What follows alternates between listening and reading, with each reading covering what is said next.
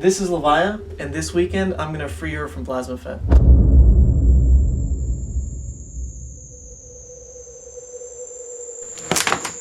Okay, I'm recording. I want to make sure we get a video. I heard her soul was too far gone, consumed by plasma fett. I don't know if I'm setting this up correctly. Just keep lighting the It's candles. not just about the candles, it's about freeing her soul. If you can't do it, just admit it. I can do this. The energy here is all wrong. Where's the blood coming from? It's all because of me. That she is what she is now. Terrifying. Monstrous. And consumed.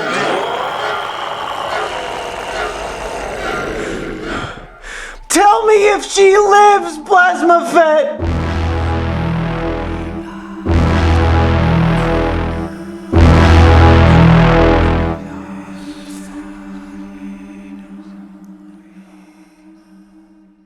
So, that's it? Levia's dead? Oh, but you're wrong, my disciple. What? My soul has been redeemed.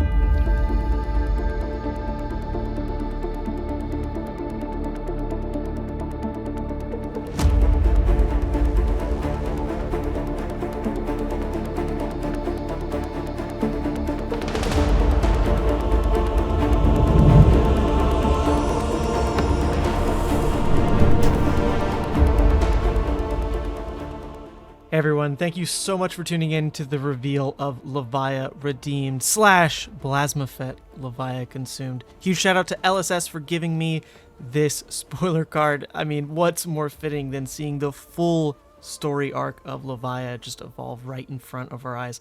Before we get into the discussion, I need to shave off this mustache, so we'll be right back. Okay, we're back everyone, and now without the mustache you can actually take me seriously because there's a lot to talk about with this brand new card. 'Cause let's just be clear, it is one card. It is a front and a back. A front and a back, or a back and a front, whatever. It comes in the legendary slot as number 164 of the set Dusk Till Dawn, and it will come as a Marvel as well. I don't know what the Marvel will look like. I personally don't have the card yet because it just got a little bit delayed in shipping or something like that. I don't know if I'll get the Marvel. I don't know if I'll get the base legendary or what, but I'm stoked to even have gotten this card at all. So once again, thank you to LSS. But let's dive into the discussion here because there's a lot to talk about, especially when the card you're trying to discuss takes about 5 minutes just to go over its own text box. I mean, look at that. Look at that sucker. So we're going to read it out here.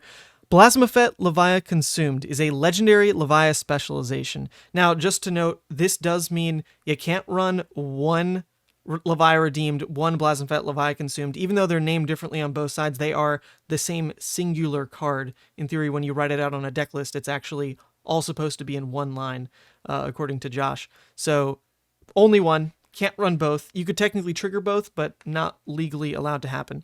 While this is in your inventory, when Blood Debt reduces your life to 13, you may transform into Plasma Fett Levia Consumed.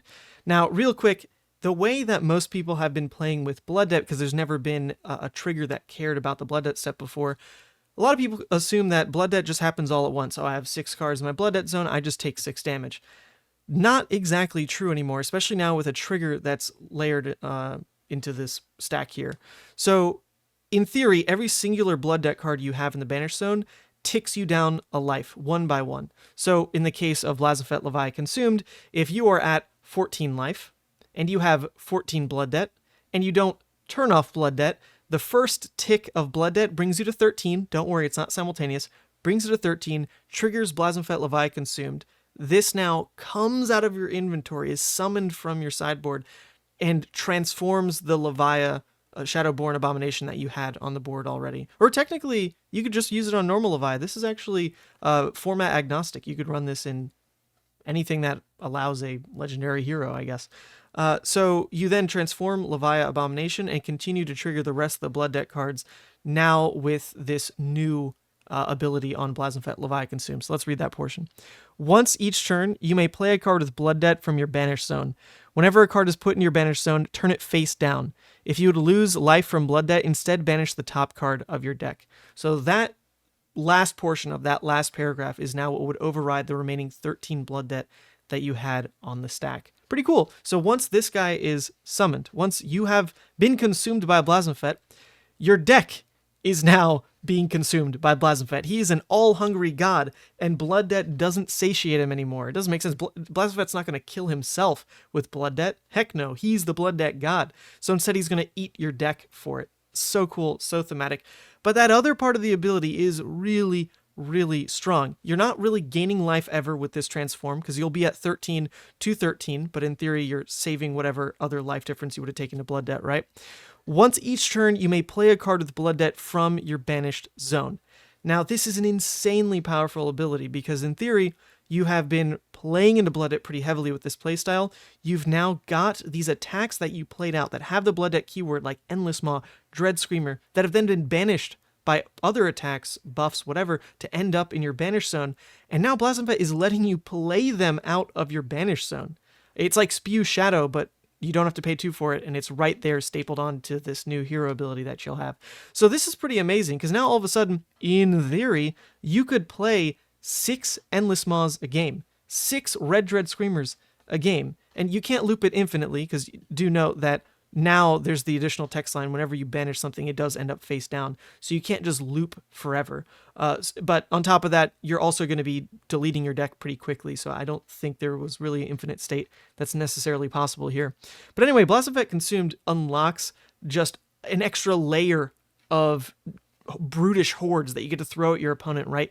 Blasmafet's now going to send more Dread Screamers at your opponent, more Endless Maws, all your goodies that are still yet to come in Dustil Dawn as well.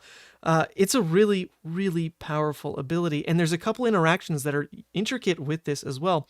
It does specify once each turn, so this not only counts on your own turn, right? But now, if you run Guardian of the Shadow Realm, which is a card that we talked about when we saw Diabolic Offering, right? This is a defense react with Blood Debt that you can now play on your opponent's turn, because this is specifying once each turn. So your opponent attacks into you, you've flipped into Blasmafet at this point, you get to pay with a yellow minimum, if not a blue and you use the other resource or something, to block 6.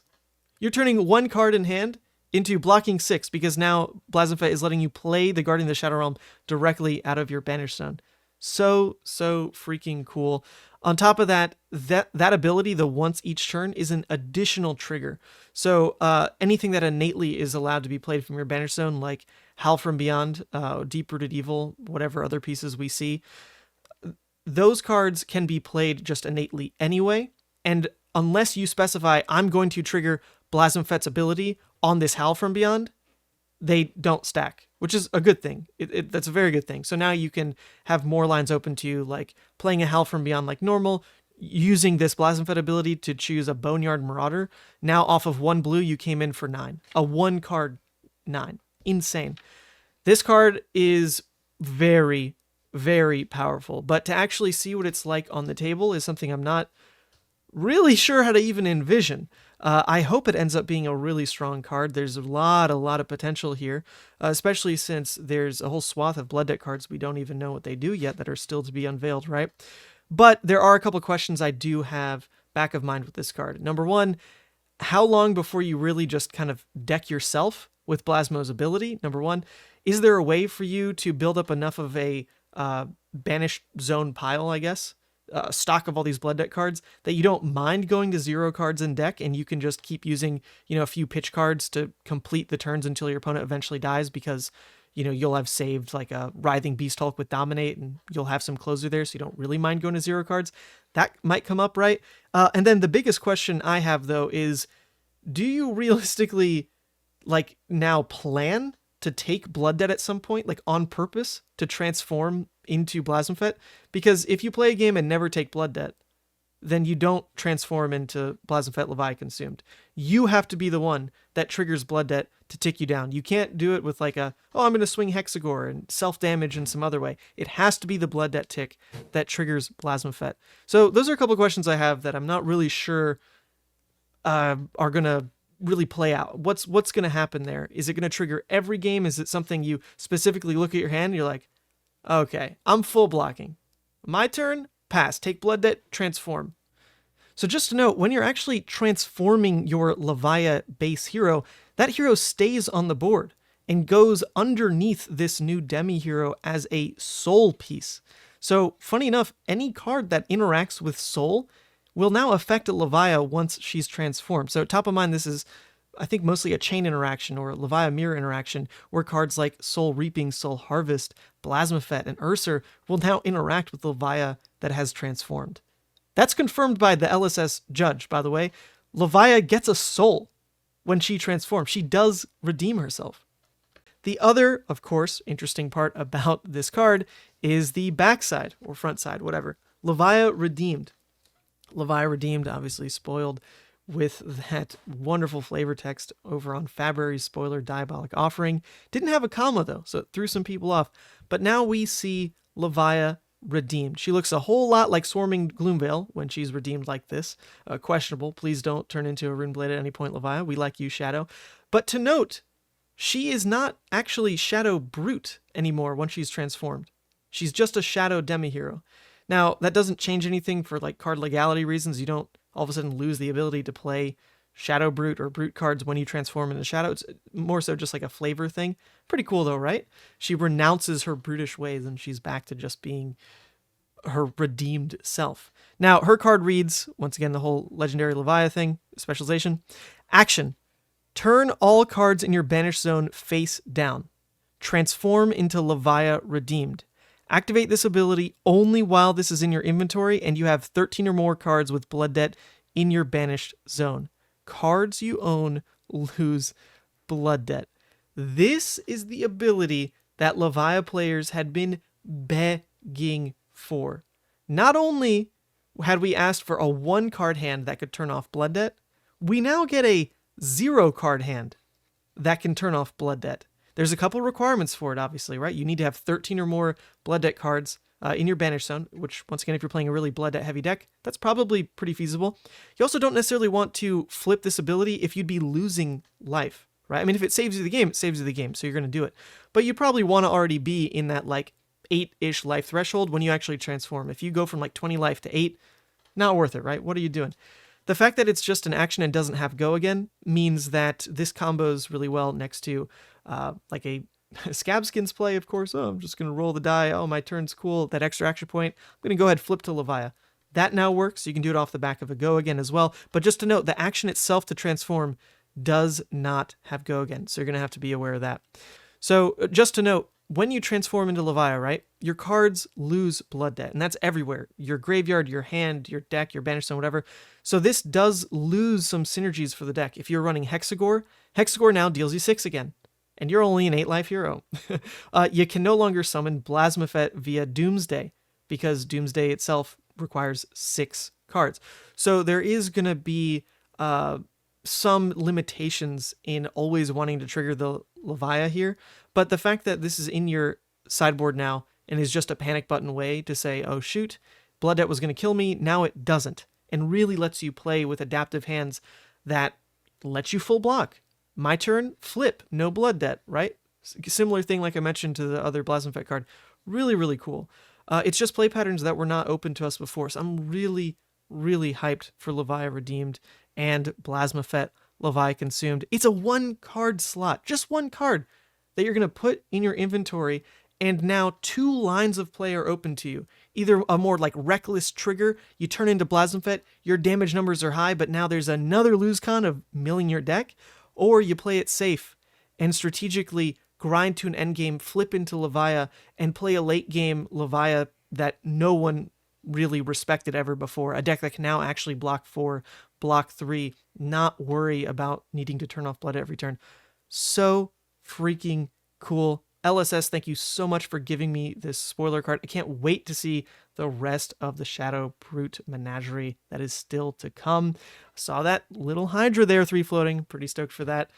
So with that, enjoy your Sunday, everyone. Enjoy all the Shadow spoilers coming our way, and I'll see you in the next one.